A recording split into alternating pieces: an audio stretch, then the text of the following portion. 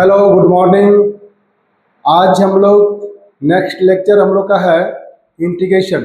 Mathematical tools का जो main part है वो है इंटीग्रेशन। तो देखिए, इंटीग्रेशन में कुछ हमारे कंडीशंस हैं कि कैसे फंक्शंस को हम लोग इंटीग्रेट करते हैं, है ना। जैसे कि हम लोग डिफ्रेंशिएशन पढ़ा था, तो डिफ्रेंशिएशन में भी क्या था, हम लोग फंक्शन को डिफ्रेंशिएट कर रहे थे। तो पहले हम लोग देखेंगे कि इंटीग्रेशन का सिंबल क्या है, उसमें इंटीग्रांड क्या है और वेरिएबल ऑफ इंटीग्रेशन क्या है, इस चीज़ को हम लोग कैसे लिखते हैं। तो सिंबॉलिक रिप्रेजेंटेशन देखिए, ये जो हमारे पास सिंबल है ये इंटीग्रेशन का सिंबल है। और यहाँ पर सपोज कीजिए कि मैंने लिखा है साइन एक्स डी एक्स, तो ये हो गया आपका of integration, and that is the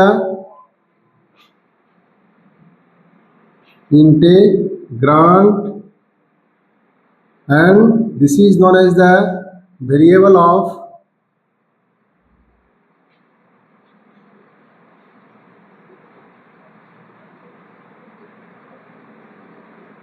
integration. ये आप देख लीजिए आप।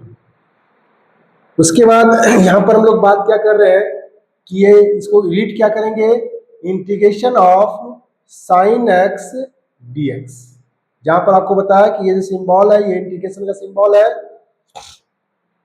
उसके बाद ये जो यहाँ पर फंक्शन लिखा हुआ है वो इंटीग्रांट है, उसी को इंटीग्रेट करना है।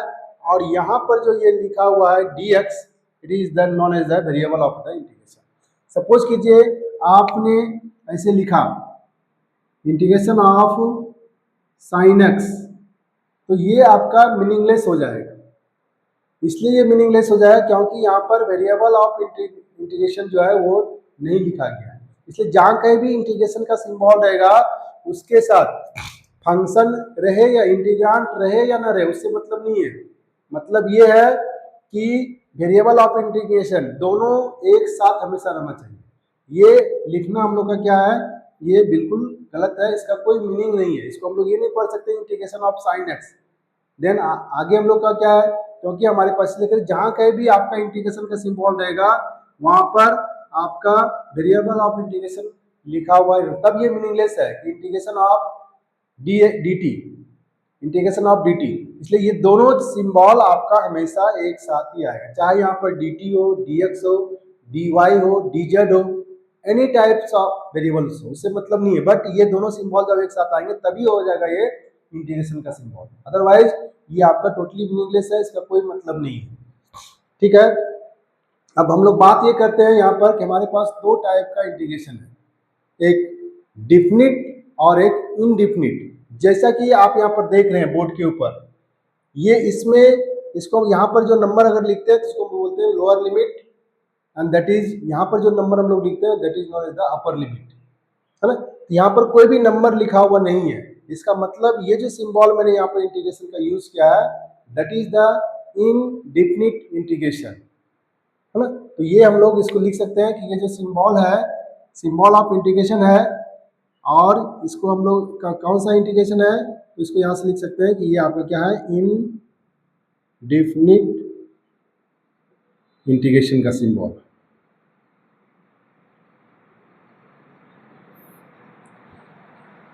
ठीक है, तो इंटीग्रेशन में सबसे पहले बात समझना है कि ये सिंबल आप देख रहे हैं। उसके बाद क्या रहेगा हम लोग का इंटीग्रांड। तो इंटीग्रांड यहाँ पर कोई कांस्टेंट फंक्शन भी हो सकता है, जैसे कि आप यहाँ पर देख रहे हैं कि मैंने लिखा है इंटीग्रेशन ऑफ dt। यहाँ पर अगर कोई फंक्शन नहीं है तो आप यहाँ पर 1 लिख सकते हैं। इसका मतलब यहाँ पर जो इंटीग्रांड है वो हमारा एक कांस्टेंट नंबर है, या उसको हम लोग कांस्टेंट फंक्शन की तरह ट्रीट कर सकते हैं। इसलिए इंटीग्रांड कांस्टेंट भी हो सकता है, इंटीग्रांड वेरिएबल भी हो सकता है, वो हम लोग लिख भी सकते हैं और नहीं भी लिख सकते हैं, वो अकॉर्डिंग टू रिक्वायरमेंट, है ना। बट जो वेरिएबल ऑफ इंटीग्रेशन है वो हमेशा आपका लिखा रहेगा जब कभी भी आप इंटीग्रेशन का सिंबल देंगे। तो यहाँ पर भी ये आपका कैसा है, ये भी आपका एक इंडिफिनिट इंटीग्रेशन को रिप्रेजेंट कर रहा है, जहाँ पर आपका इंटीग्रांड जो एक कांस्टेंट फंक्शन है और वेरिएबल ऑफ इंटीग्रेशन जो आपका dt है, और ये इंडिफिनिट इंटीग्रेशन। ठीक है, अब नेक्स्ट हम लोग इसी में बात करते हैं डिफिनिट।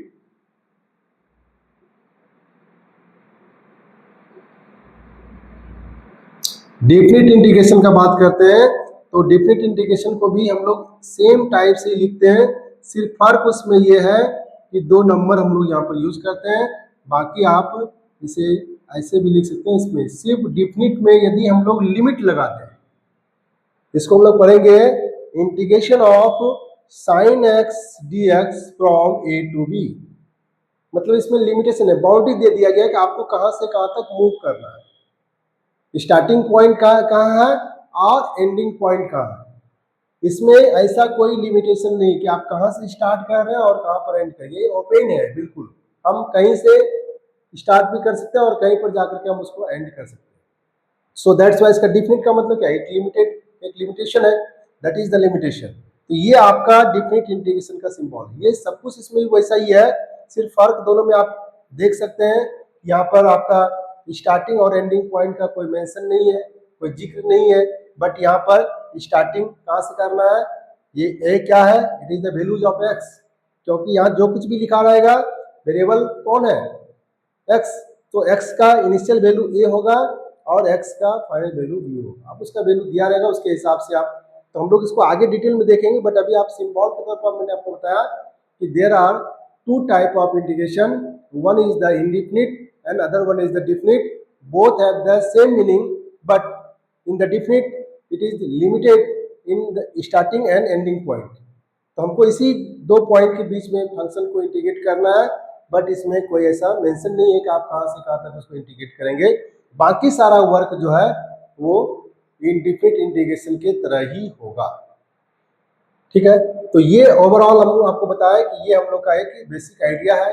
अब इंटीग्रेशन का मतलब क्या होता है, देखिए जब हम किसी फंक्शन को इंटीग्रेट कर रहे होते हैं तो वहां पर अगर हम डिफरेंट इंटीग्रेशन की बात करें तो हम वहां पर क्या करते हैं, एरिया कैलकुलेट करते हैं, किसी भी इरेगुलर शेप का एरिया निकालना है हम इसका यूज करते हैं। इसका तो इंटीग्रेशन का बहुत ज़्यादा एप्लीकेशन है।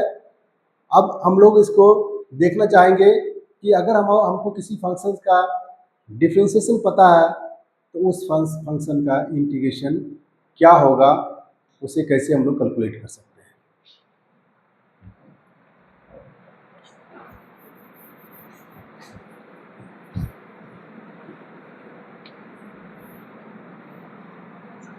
तो हम लोग यहाँ पर टॉपिक दे रहे हैं, integration is the reverse process of differentiation.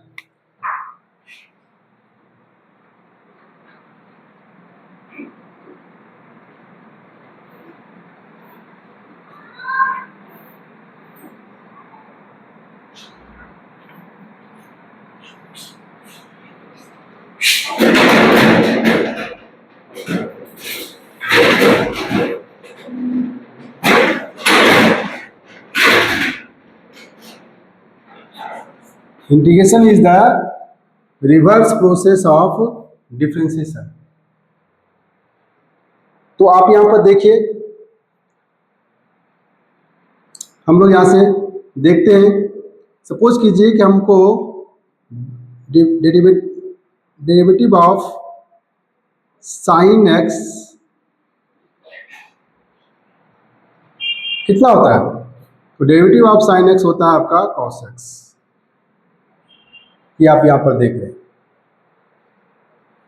And also derivative of sin x plus c, this is also what, cos x। आप देख रहे हैं दोनों में, यहाँ पर क्या है, sin x का डिफरेंशिएशन हम लोग लिख रहे हैं कितना, cos x, यहाँ पर sin x plus c, c is a some constant,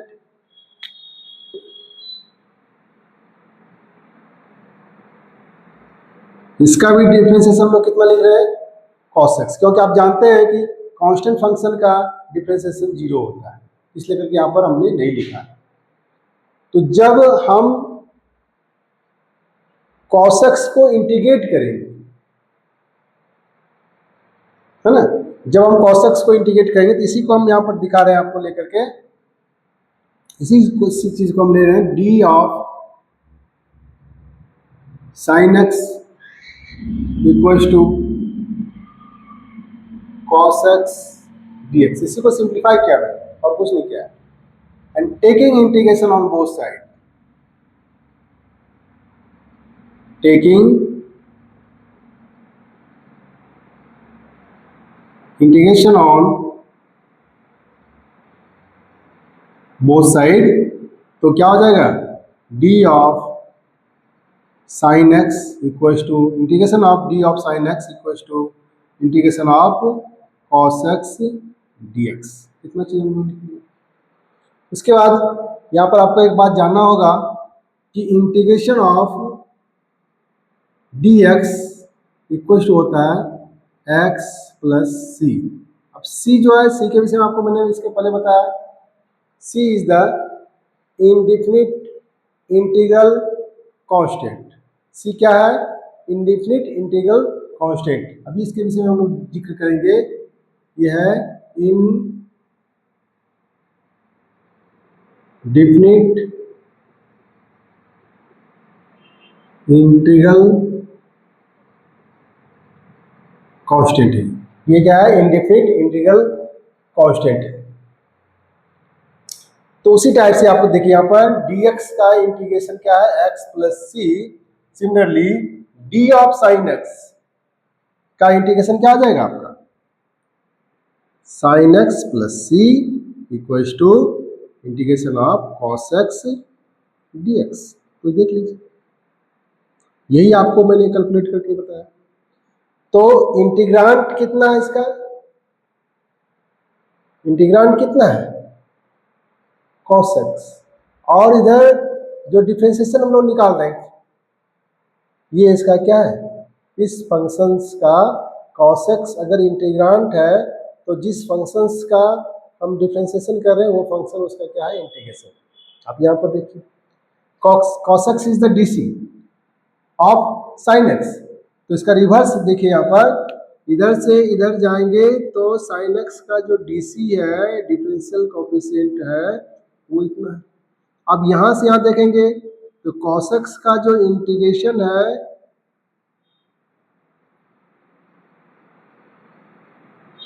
वो क्या है, sin x है.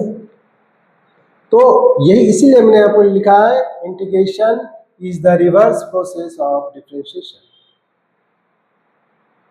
तो ये बात आपको यहाँ पर ध्यान देना है, that is the very important. मतलब जिस फंक्शंस का आप डिफरेंशिएशन जानते हैं तो इसका मतलब है कि आप उसका इंटीग्रेशन भी अच्छे से जान रहे हैं, कहीं कोई प्रॉब्लम नहीं है आपके पास. और ऐसा नहीं कि आप उसको बार बार लर्न कर रहे हैं, बस टेक्निक आपको पता होना चाहिए और बेसिक कंसेप्ट. अब यहाँ पर हम लोग बात कर रहे हैं कि यहाँ पर मैंने एक c इसमें ऐड किया है. तो c क्यों ऐड किया भाई, तो आप यहाँ पर ध्यान दीजिए. हम sin x प्लस सी का डिफरेंशिएशन निकालें या sin x का डिफरेंशिएशन निकालें, ये दोनों ही क्या आ रहा है, सेम आ रहा है. क्योंकि आप जानते हैं पहले से कि कांस्टेंट फंक्शन का जो डिफरेंशिएशन है वो 0 होता है.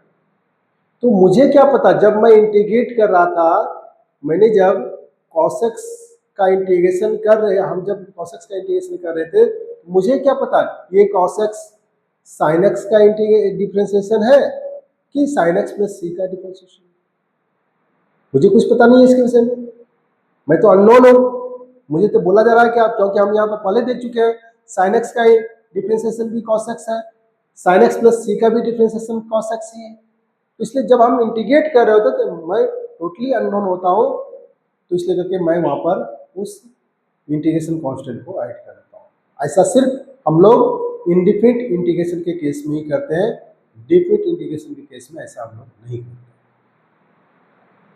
तो ये बात शायद आपको क्लियर हो गया होगा कि आप समझ चुके होंगे हम किस विषय में बात करना चाह रहे हैं. इसलिए मैंने एग्जाम्पल भी आपके सामने रखा है कि आप sin x का डिफरेंशिएशन निकालिए, sin x प्लस सी का डिफरेंशिएशन निकालिए, दोनों ही cos x आता है.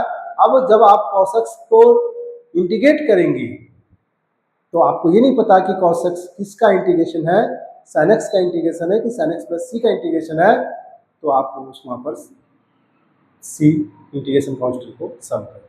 उससे क्या होगा कि आप सेफ मोड में चले जाएंगे. ठीक है, तो ये शायद आप लोग समझ चुके हैं, इसमें और बताने की जरूरत नहीं है कि मुझे.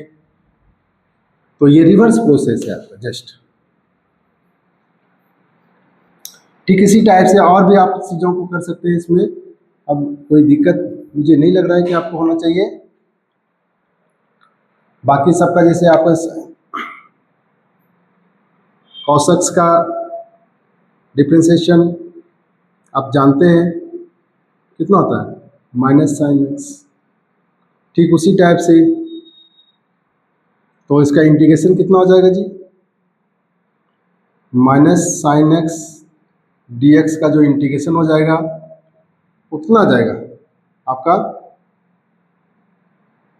cos x प्लस सी। या फिर इस माइनस को आप एडजस्ट भी कर सकते हैं उधर ले जा करके, तो sine x plus D x का जो इंटीग्रेशन है वो जगह माइनस cos x प्लस सी। अब बोलेंगे कि यहाँ पर माइनस से मल्टीप्लाई किए, बात बिल्कुल सही है, सी इज ए सम कांस्टेंट, तो वहाँ पर वो तो ऑलरेडी पहले से ही अननोन है, तो इस तरह के हम उसको सी लिख रहे हैं। इसका मतलब है कि जब आपको इंटीग्रेशन निकालने के लिए दिया जा रहा है तो इसके इंटीग्रांड को आप प्रॉपरली रीड कीजिए कि इंटीग्रांड किसका डीसी है, वही उसका इंटीग्रेशन होगा। बात समझ रहे हैं ना? देखिए हमको दिया गया है कि integration of sine x with respect to x d x, तो हम पहले दिमाग में याद किए, मैंने आपको बोला था कि आप डिफरेंशिएशन को लर्न कर लीजिए, क्योंकि हम लोग इंटीग्रेशन डिफरेंशिएशन ये हम लोग कैलकुलेट नहीं करते हैं, हम क्या करते हैं उसे जो हमारे साइंटिस्ट के द्वारा, जो हमारे मैथमेटिशियन के द्वारा स्टैंडर्ड फॉर्म दिया गया है उस स्टैंडर्ड फॉर्म में हम उसे अरेंज करते हैं, और अरेंज करने के बाद हम उसका उनके अकॉर्डिंग दिए गए फॉर्मूले के हिसाब से लिख देते हैं। हम यहाँ पर कोई इंटीग्रेशन डिफरेंशिएशन नहीं कर रहे हैं, हम सिर्फ उसे अरेंज कर रहे हैं in the standard form, and the standard form का जो है हम लर्न कर लेंगे इंटीग्रेशन और डिफरेंशिएशन। तो पहले आप डिफरेंशिएशन को लर्न कीजिए, इंटीग्रेशन का मैक्सिमम प्रॉब्लम आपका सॉल्व आउट हो जाए, अगर वो स्टैंडर्ड में आता है तो, और नहीं तो फिर स्टैंडर्ड में कन्वर्ट करना पड़ेगा। दैट इज द इंटीग्रेशन, यही हम लोग इंटीग्रेशन में पढ़ते हैं और कुछ नहीं पढ़ते हैं। तो आप यहाँ पर समझ लीजिए कि साइन एक्स का जैसे इंटीग्रेशन करने के लिए बोला था, हम सोचेंगे साइन एक्स किसका डीसी है, तो साइन एक्स डीसी किसका है, cos x का, तो cos x का हो जाएगा इंटीग्रेशन। सिमिलरली आप यहाँ पर आप तो शायद समझ चुके होंगे, हमको यहाँ पर बोला जा रहा है tan x dx, tan x का इंटीग्रेशन करने का, तो हम ये सोचेंगे tan x का डिफरेंशिएशन क्या होता है, या सॉरी tan x बोल नेक्स्ट हमारा स्टैंडर्ड फॉर्म में नहीं है, हम यहाँ पर लिखेंगे sec स्क्वायर एक्स dx, क्योंकि tan x का जो डिफरेंशिएशन है वो होता है sec स्क्वायर एक्स। तो हम अभी सिर्फ जो इंटीग्रेशन डिफरेंशिएशन पढ़े हैं उसी का इंटीग्रेशन सिर्फ बता रहे हैं, सो दैट कि आपके माइंड में एक बेस बिल्डअप हो, ताकि आप अदर न्यूमेरिकल्स को थिंक कर पाए। तो यहाँ पर आप देख रहे हैं sec स्क्वायर एक्स, अब सोचिए कि sec स्क्वायर एक्स किसका डिफरेंशिएशन था, तो tan x का डिफरेंशिएशन होता है sec square x. So the integration of sec square x is what, tan x plus c। हाँ, इन द सेम वे आप इस टाइप से सभी न्यूमेरिकल्स को, सभी डीसी पहले आप याद कर लीजिए स्टैंडर्ड फॉर्म है, और उसका आप वहाँ से काम कर सकते हैं। हमारे पास इसी टाइप से नेगेटिव यूनिट फंक्शन मैंने अब डिस्कस किया आपको, उसमें कुछ खास ही किया, लेकिन आप सबको कर सकते हैं। फिर लॉगरिथमिक फंक्शन आपको बताया था, नेचुरल लॉग का जो डिफरेंशिएशन होता है 1/x होता है, तो 1/x का अगर इंटीग्रेशन हमसे कोई पूछेगा तो वो ln x लिखेंगे। ठीक उसी टाइप से आपको पावर फंक्शन मैंने बताया था x to the power n का, फिर उसी टाइप से आपको एक्सपोनेंशियल फंक्शन के विषय में बात किए थे हम लोग, एंड उस स्टैंडर्ड फॉर्म में, तो उसे आप यहाँ से देख सकते हैं। हम लोग कुछ और एग्जांपल्स देख लेते हैं।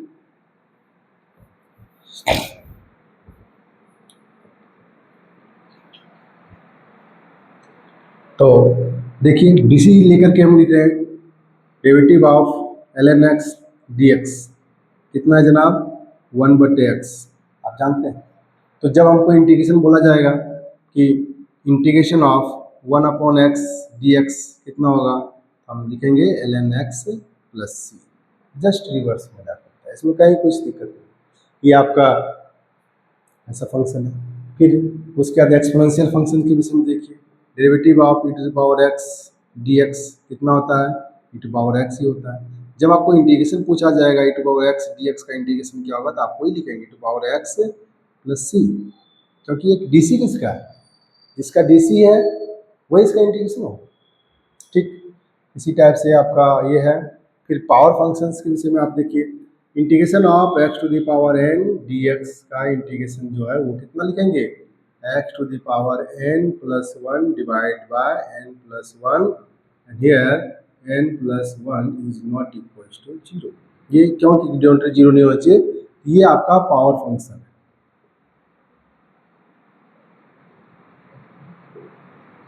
ये आपका पावर फंक्शन है और इसे आपको यूज करना पड़ेगा। तो आप यहाँ पर देख रहे हैं इस टाइप से हम लोग इसका इंटीग्रेशन स्टेप बाय स्टेप कर ले रहे हैं, और कुछ हमारे पास जो है स्टैंडर्ड फॉर्म है जो कि हमको देखना पड़ेगा। तो दो स्टैंडर्ड फॉर्म आपको मैं डिस्कस कर देता हूँ यहाँ से। वो स्टैंडर्ड फॉर्म क्या है पहले आप उसे देख लीजिए। सम स्पेशल फॉर्म क्या है, वो सम स्पेशल फॉर्म देखिए, integration of d x x square plus a square, एक ये हो गया आपका। फिर एक दूसरा दिया हुआ है आपका integration of d x square root of a square minus x square. तो इसका आपका हो जाएगा 1/a tan inverse x by a, और इसका आपका हो जाएगा साइन इनवर्स एक्स अपॉन। ठीक है, तो यहाँ पर जो बात हम लोग कर रहे हैं ये सब स्पेशल फॉर्म। क्या आप बोलिएगा सर स्पेशल फॉर्म तो बहुत सारा है, लेकिन जिसे मैथमेटिक्स पढ़ना है वो और इसे डीप में स्टडी करेंगे, लेकिन फिजिक्स में हमको इतना ही में ही काम चल जाएगा, और इसी टाइप से हमको फिजिक्स में लिमिटेड होकर के ही काम करने से फ़ायदा है। क्योंकि हम बहुत ज़्यादा मैथमेटिक्स के अंदर अगर घुसते हैं तो जितना एप्लीकेशन है उतना आपको जानना जरूरी होता है, उससे ज़्यादा भी आप जान सकते हैं, बट आपके पास फिर फोकस करने के लिए टाइम नहीं मिलेगा। तो यहाँ पर आपको कुछ स्पेशल फॉर्म बताया कि integration of d x 1/x square plus a square कितना है 1/a tan inverse x upon a, and integration of d x 1/स्क्वायर root of a square minus x square equals to sine inverse x upon a. इस type से आप यहाँ पर देख रहे हैं कि ये हमारे एक स्पेशल टाइप के है, जिसे कि हमको याद करना है, दिमाग लगा के रखना है कि ये सब चीज़ हमको आना चाहिए। तो ओवरऑल जो है ना इंटीग्रेशन का इतना ही है। अब उस पर कुछ क्वेश्चंस कर लेंगे और कुछ क्वेश्चंस हम लोग देखेंगे कैसे उसको हम लोग करते हैं। ये क्वेश्चंस आप यहाँ पर डिस्कस कर सकते हैं जो है।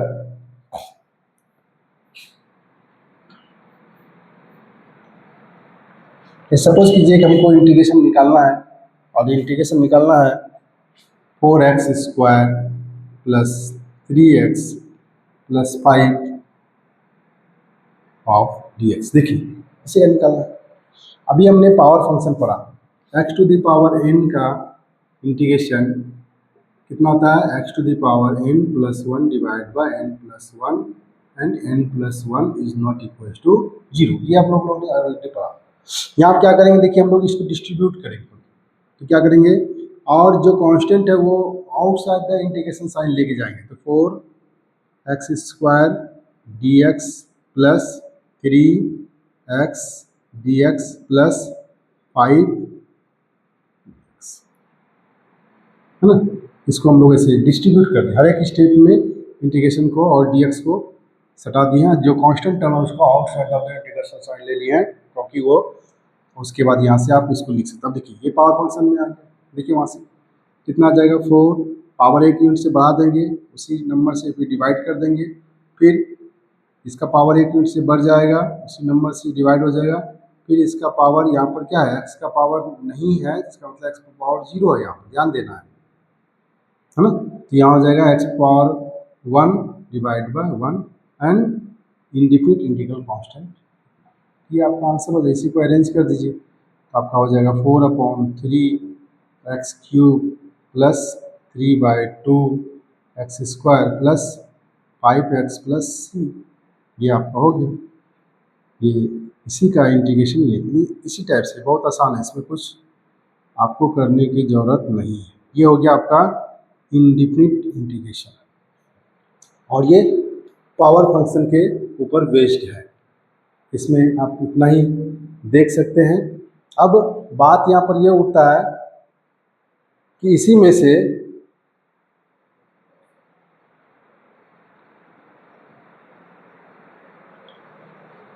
हमको अगर डिफरेंट इंटीग्रेशन के लिए वर्क करना आ जाए तो क्या करेंगे? तो कुछ नहीं करेंगे, जैसे हम लोग इंडिफिनिट इंटीग्रेशन में कर रहे हैं वैसे ही डिफरेंट में भी करेंगे, कहीं कोई दिक्कत नहीं है। सिर्फ हमको एक्स्ट्रा एक वर्क करना पड़ेगा कि how to put the limit. तो वो भी हम लोग देख लेते हैं एक एग्जाम्पल, ताकि हम लोग सेटिस्फाई हो जाएंगे कि कैसे हम लोग को वर्क करना है डिफरेंट के साथ। बाकी इंडिफिनिट के साथ जो वर्क कर रहे हैं तो वो तो आप देख ही रहे हैं। तो डिफरेंट के साथ एक एग्जाम्पल ले रहे हैं, integration 3 to 6 2x² plus 3x plus 5 dx। ये है।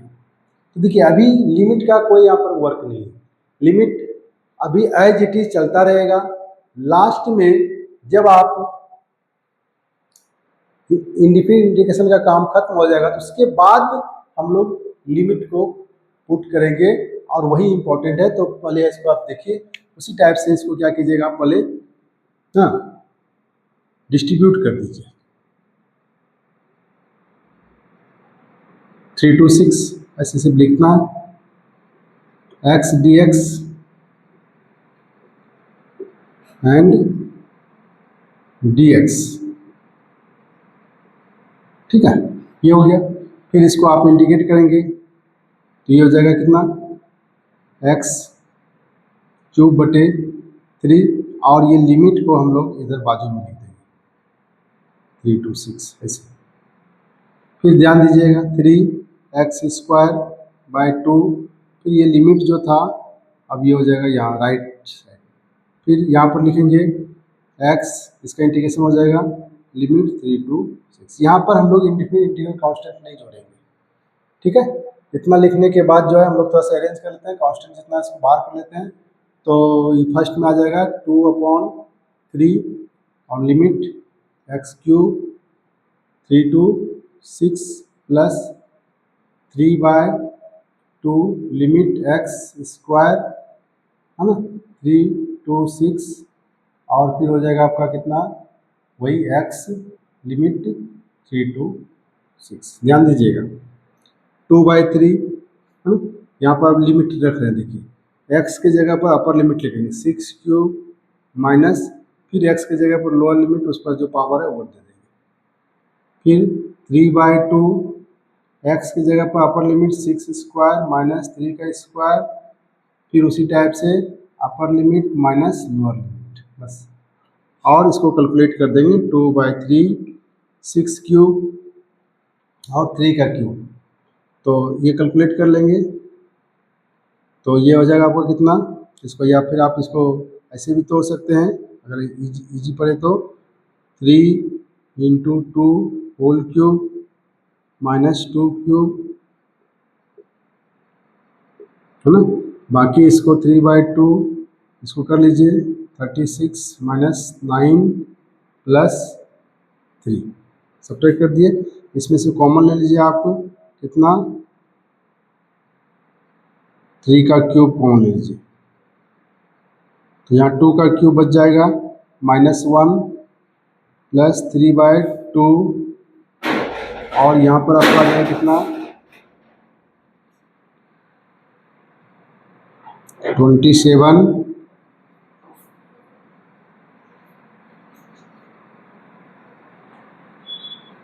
प्लस 3, और इस टाइप से आपका यहाँ से एक ये पावर खत्म कीजिए, तो 2 × 9 × 8 - 1 प्लस 3/2 27 प्लस 3, और इस टाइप से इसको आगे करके कैलकुलेट करके आप लाएंगे तो ये आपका कितना आ जाएगा,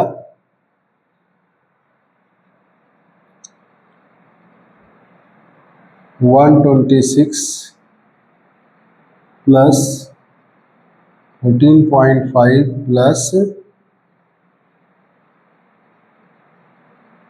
15 और ओवरऑल आपका आंसर आ जाएगा 181.5। तो ये आपका इस टाइप से आप इसको डिफरेंट इंटीग्रल को भी कैलकुलेट कर सकते हैं। तो जैसा कि आपको बताया कि यहाँ पर इंटीग्रेशन और डिफरेंशिएशन दोनों एक दूसरे से कोरिलेटेड है, और अगर आप उस मेथड को यूज करते हैं तो आपको कैलकुलेशन करने में आसान होगा और याद करने में काफ़ी ज़्यादा आसानी होगी। तो आज का लेक्चर एंड करते हैं, और आप लोग चैनल को मैक्सिमम सब्सक्राइब कीजिए, शेयर कीजिए एंड लाइक कीजिए। धन्यवाद।